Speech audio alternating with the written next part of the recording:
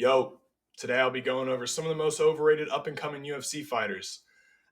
These guys are coming up the rankings. Some are in the top five, some are in the top 10.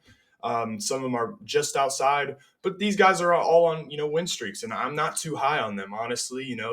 It could be anything from their skill to their strength to schedule, or they haven't fought anyone, or just their performances. Look, I want to say I appreciate all the support recently. I've gained like fucking 50 subscribers. It's been crazy. But, anyways, if you are looking for UFC Paris prediction videos, probably will be out Monday or Tuesday. I will be dropping a video where I go over the main event of UFC 307, similar to what I did for 306, where I kind of, previewed the fight early. Yeah, I don't really know. I don't know if I'm really going to need to do that due to the matchup that we have, but I will still do it and break it down and say what both guys do good and what both guys do bad. I'll tell you right now, Khalil Roundtree doesn't have a lot of stuff he does good, in my humble opinion. But without further ado, I'm gonna get right into this, and yeah, I'm starting off hot, baby. Give me Caio Borrhalo, fighting nerds.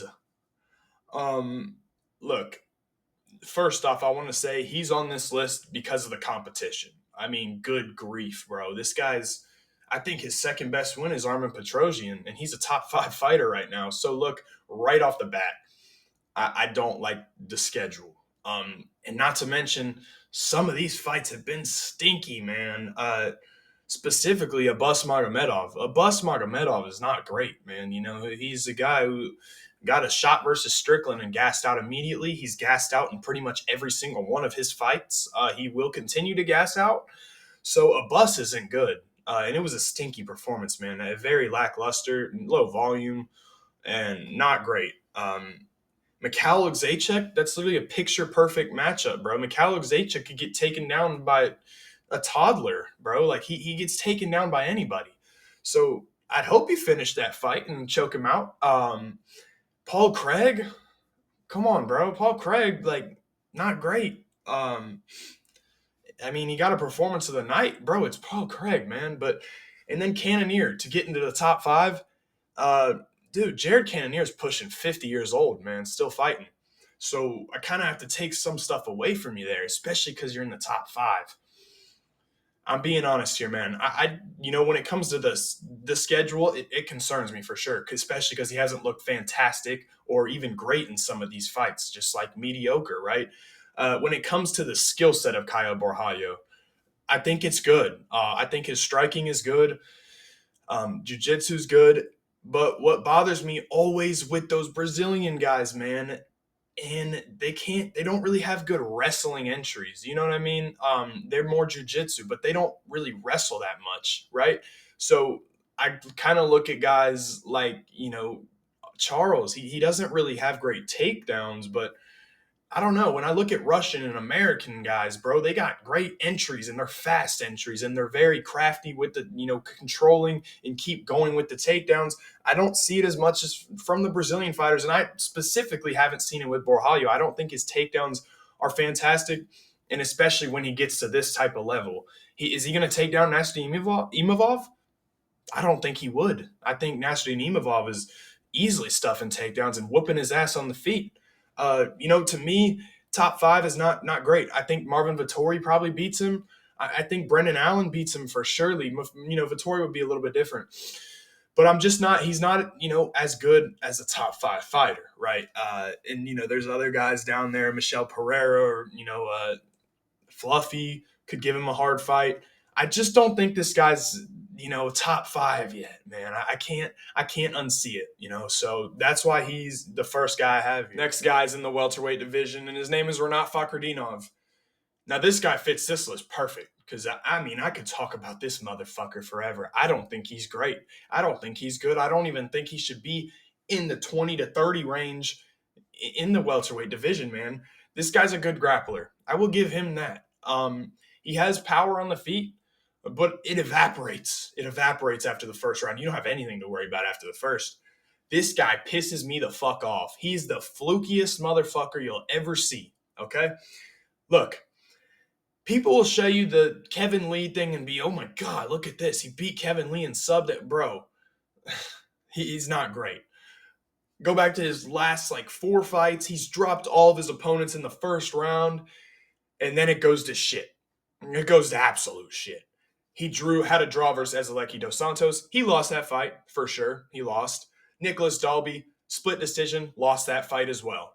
And in both fights, dropped the guy in the first round. So this is what I'm talking about. This guy is so fucking fluky. And when I get to fade him one more time, whoo, baby, cash me out. Because he lost to Dalby.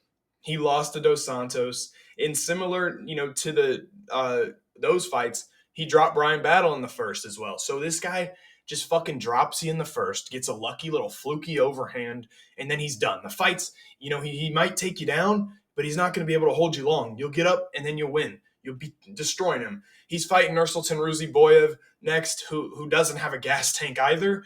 So it'll be an interesting little, very interesting fight. But I hope Nursultan Ruziboyev knocks him the fuck out, man. I need it to happen. So, I guess I can't really fade him here, but I think this guy's not great. I don't think he's good, man. People just, they think he's good because he's got these wins over these guys. Bad decisions. Dos Santos lost. Dalby should have lost that one as well. And he's got to be on this list for me, man. I really, I'm not a fan of this guy. Next guy I got up is a guy in the bantamweight division who is recently just ranked, and that's Montel Jackson. Okay, first of all, I want to say I actually like Montel. He's very humble. He seems like a great guy, but I don't think he's that good. This guy's on a 4-fight win streak in the bantamweight division. With that being said, the dude ain't fought anybody. Ronnie Yaya. Ronnie Yaya and JP Buys. Man, it's just, you're fighting some fucking dogs, bro. Jesse Stratter. Does anybody have an idea who that is? He might be, welding right now. I don't know who that is. Julio Arce. I know Julio Arce. He's a good fighter. And then he just beat Damon Blackshear. And I'm a little salty about that. Damon's my boy, and it sucks. But it was a good performance. But my issues with Montel Jackson, he doesn't have great volume at all. He actually is very tentative. He looks to counter way, way too much. And, now that he's ranked in the top 15, he's actually going to have to fight a good fighter. If that fight goes long with Damon Blackshear, and I know it's kind of just stupid for me to even say that, but if that fight goes a little bit longer, man, I see a world where Damon Blackshear wins easily. Damon Blackshear, I'm a fan. I like him a lot. I don't know what he was doing. He just walked into a 1-2. It was probably the easiest, just right in front of you. I don't know what he was doing. It was very weird, but it was also short notice. So another one, short notice, which is just, the strength of schedule compared to these other bantamweights that are outside the rankings, man, it's not even really fair, to be honest with you.